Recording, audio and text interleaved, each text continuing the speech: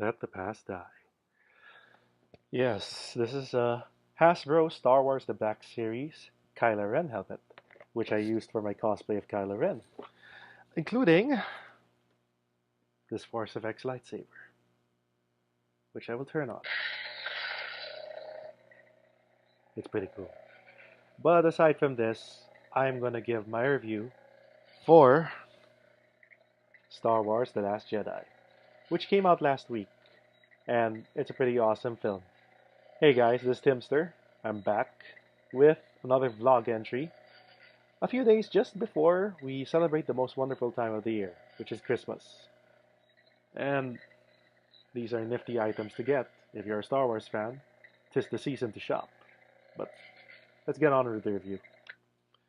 So, Star Wars The Last Jedi, the second movie in the new sequel trilogy that Disney started since acquiring Lucasfilm and deciding to continue the saga that happens in a galaxy far, far away.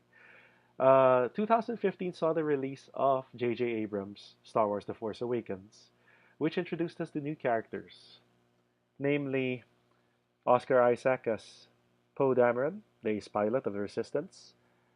We have Daisy Ridley playing our main heroine, Rey, a scavenger from the planet Jakku, who finds out she is force sensitive and can learn the ways of the Jedi.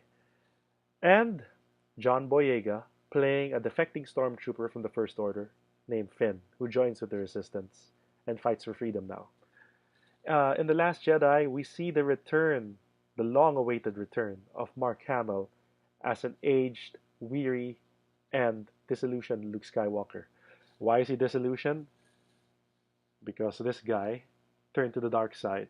His nephew, Ben Solo, aka Kylo Ren, who joined the First Order, and before doing that, he eliminated Luke's attempts to rebuild the Jedi Order by killing students and destroying his temple. So Luke retreated to the farther reaches of the galaxy, to what is supposedly the first Jedi Temple, where he is, which Rey finds him in. So, reluctantly, he teaches her the ways of the Force. But there's more to it than that. With the other characters, Finn, once again portrayed by John Boyega, gets paired with Rose, as I said earlier. So they have this segment in this casino planet, which to me, it really fit the entire scope of the movie, but I understand it's for plot reasons. At least they get to meet Benicio del Toro's character, DJ. So that plays out and connects with the rest of the story. In fact, Captain Phasma comes back, and you'll see different stormtroopers from the First Order, along with General Hux.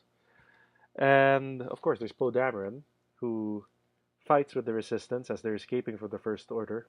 They're in desperate times, and leading them is the late great Carrie Fisher, who gives her final performance as General Leia Organa in this movie. Carrie passed away last year, so Disney, thankfully, gives and retains her entire performance in The Last Jedi without changing anything. We won't be seeing her in episode 9, but this is a great way to see the character one last time. And to reunite with her brother, her on screen brother, Luke Skywalker, played by Mark Hamill. Of course, we can't talk about the movie without talking about the main villain, Kylo Ren, as played by Adam Driver. He destroyed his mask in the trailer, so that's not a spoiler. And he shows his face with his scar. And yeah, the son of Han Solo and Leia Organa gets more emo time, or basically, you get to see his history with Luke Skywalker and maybe understand him a little bit more. But to say more would be spoiling. But it's connected with Rey, their relationship together as the light side and the dark side deepens.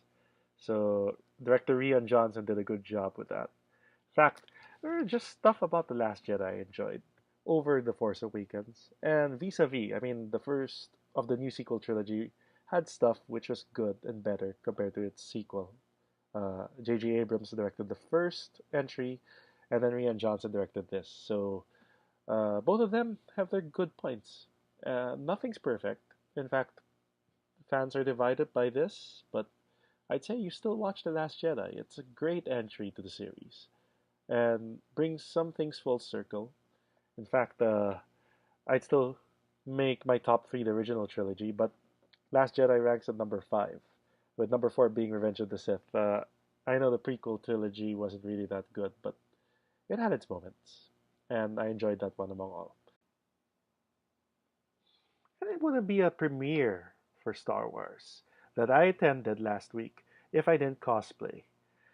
2 years ago, during Star Wars The Force Awakens, I attended Walt Disney Studios Philippines premiere as Luke Skywalker a la Return of the Jedi. And now, this year, I went as Kylo Ren.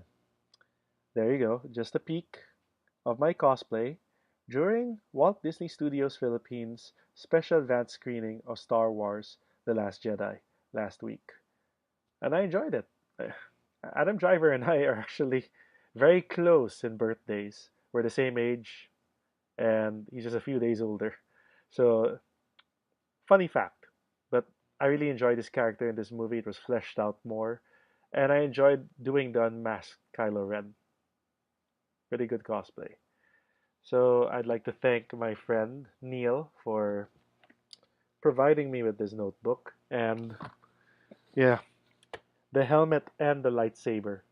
He helped me out. Big shout out to you, buddy. Star Wars The Last Jedi is currently playing in theaters, and I highly recommend it. Rian Johnson did a good job, and it's no surprise Disney gave him the keys to the kingdom to do a new trilogy after the sequel trilogy is done. So after The Last Jedi, what's next? Actually, we're gonna get a Star Wars movie in the next few months. Can somebody say Millennium Falcon?